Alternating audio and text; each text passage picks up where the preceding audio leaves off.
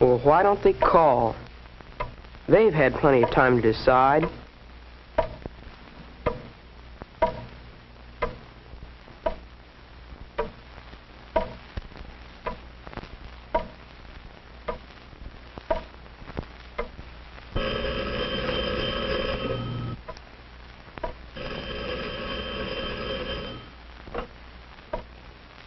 Hello? Yes, this is John. Yes, I know why you're calling. They did. Oh, they did. No. I guess that's it then. Thanks anyway.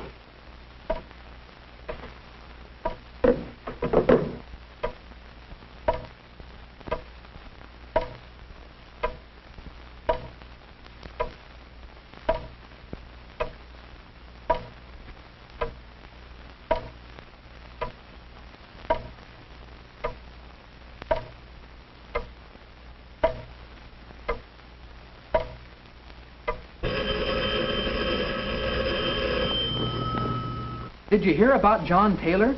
They voted him out as student council representative because he was caught cheating. Who? John Taylor voted out John as student Taylor council cheating? representative. Who is cheating? John Taylor? John Taylor? John Taylor? John Taylor? John Taylor? You a cheat, John? John, what have you done?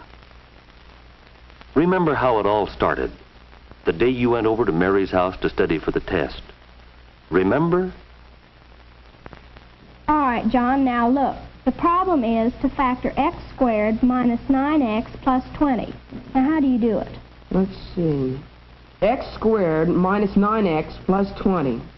You take the x squared minus the 9x and... Oh, you subtract x from x squared, and then you... Oh, golly, Mary, I don't know anything about this factoring business. John, you do too. Now, the answer is the quantity x minus 5 times the quantity x minus 4. Now, do you see how I got it? Yeah, I guess I do. But golly, Mary, this stuff's awful. I just don't get most of it. You'll just have to. You won't pass the test tomorrow. I know it. Mary, if I get stuck on the test, you'll help me, won't you? How can I help you? It's easy. Miss Granby hardly ever comes back to where we sit. If I get stuck, I'll just ask you for the answer. Well, I don't know. Oh, forget it. I probably won't have any trouble anyway. But you remember what happened the next day, John. Miss Granby's test was even tougher than you thought it would be. There were a lot of problems you couldn't work, and it seemed to you that you didn't stand a chance of passing the test. And right there in front of you sat your pal Mary, with her head chock full of all the answers you needed. You thought about it. There you were, desperate, and there was your salvation within arm's reach. So you decided to take a chance. You asked Mary for help, and of course, Mary, being Mary, gave you the help. It was all so simple. You began to wonder why you'd spent so much time worrying about the test. Yes, sir, you felt pretty pleased with yourself. You'd put one over on Miss Granby. A few days later, Miss Granby returned the graded papers.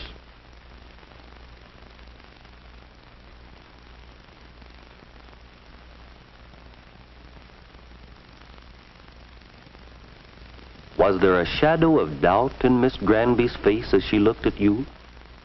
What was there for Miss Granby to doubt? After all, wasn't this the best grade you'd ever made on an algebra test? Maybe that was it. Maybe the grade was too good. Somehow that odd little look Miss Granby gave you seemed to haunt you. Did you really earn that 92, John? I wonder. Oh, she didn't mean anything. That test wasn't very important anyway. Yes, you thought it was just a little thing, but it was the beginning of all your trouble. After that, life went on for you pretty much as usual. You were busier than ever with sports, with Mary and your friend Jim, and most of all with your new job as student council representative. You'd always wanted to be on the student council, and you were really proud of yourself the day you were elected to take Jack Martin's place when he moved out of town. But now, with the honor of the job, went the necessity of keeping your grades up, and that was your problem.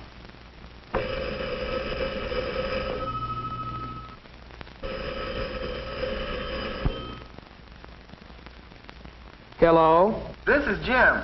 Let's go down to Sam's and get a hamburger. I can't, Jim. I've got homework to do. Oh, don't worry about it. You've got plenty of time. Okay, let's go get a hamburger. I'll see you in a minute.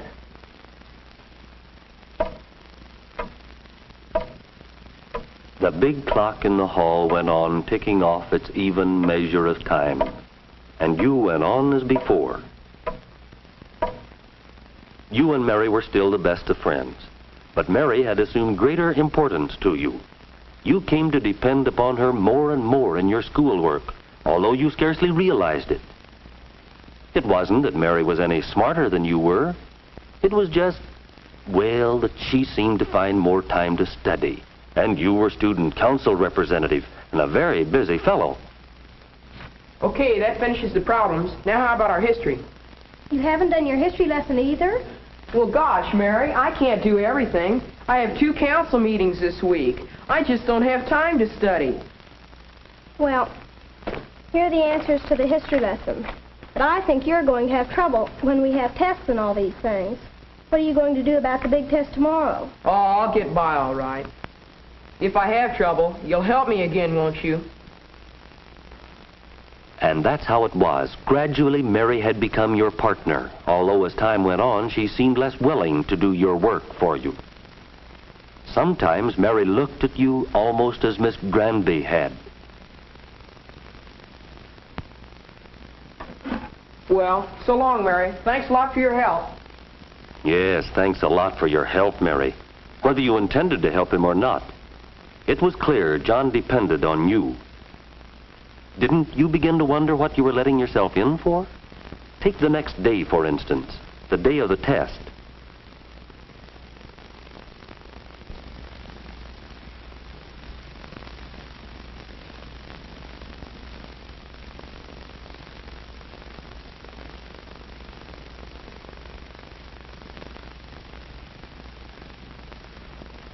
What's the answer to number 9? You gotta help me. What's the answer to number 9?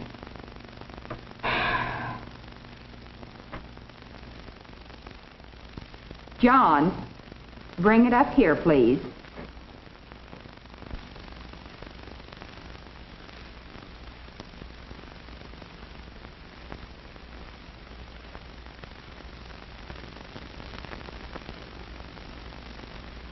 I'm afraid I'll have to give you both 0 on the test. And both of you are to report to me after school, please. So you were caught, John. You were exposed in front of the class. And what's more, Mary was involved too. Mary, who was only trying to help. And then what happened? Your classmates seemed to treat you a little coldly. Perhaps it was because they had studied and worked hard for their grades. Maybe they felt that your cheating gave you an unfair advantage. And their thoughts about you were reflected in another way. Hey, what's up? Meeting of the student council. That's funny. My name isn't on there. I'm on the student council. I don't think you'd want to come to this meeting. It's about you. Me? That's what I hear. Say, would you mind calling me after the meeting's over and let me know how it comes out? No, I wouldn't mind. No, I don't say that what John did was right, but I do think we ought to give him another chance. You mean you think we ought to let him go on being in the student council? I think we should. I don't. You've got to admit he's a good representative. That's right, but I don't think anyone that cheats should hold an office. That's right. I think we should elect a new representative. Well, no, give him another chance. All right, wait a minute. Wait a minute. We won't get anywhere by all talking at once. Are we ready to take a vote now?